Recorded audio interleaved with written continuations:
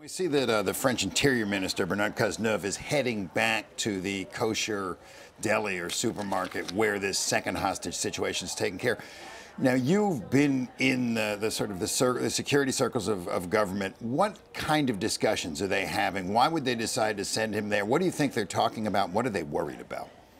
Well, I think there are multiple things they're worried about, and it's a very interesting development, actually, because certainly they want to secure the scene. Tactically, they have to make sure that they don't allow this to get out of control, that there's not further murders or atrocities undertaken. They need to get these perpetrators. It has to, in some ways, end, right? They have to conclude this. But also French officials, and this is where the politicians and the ministers come into play, have to make sure that they're demonstrating that they're in control, that this isn't chaotic, that French society isn't sort of falling apart at the seams, and that Paris isn't paralyzed. And so I think that's why you've probably seen the Interior Minister making the decision to go down to the site to make sure that he's demonstrating command and control, that the French government is in control.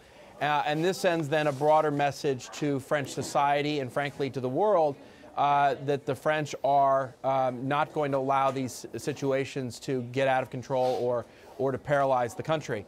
But this is a delicate dance because a minister going in some ways to the front lines of the situation, if it's unfolding and fluid, really does then present some risk. There's physical risk, obviously, but there's also then political risk.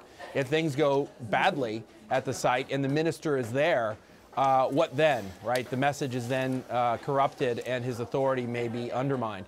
And so in these kinds of situations and, you know, in the corridors of power, they're worried about perception, they're worried about a successful conclusion and demonstrating control, but there are risks to leading too far in front in a fluid situation like this.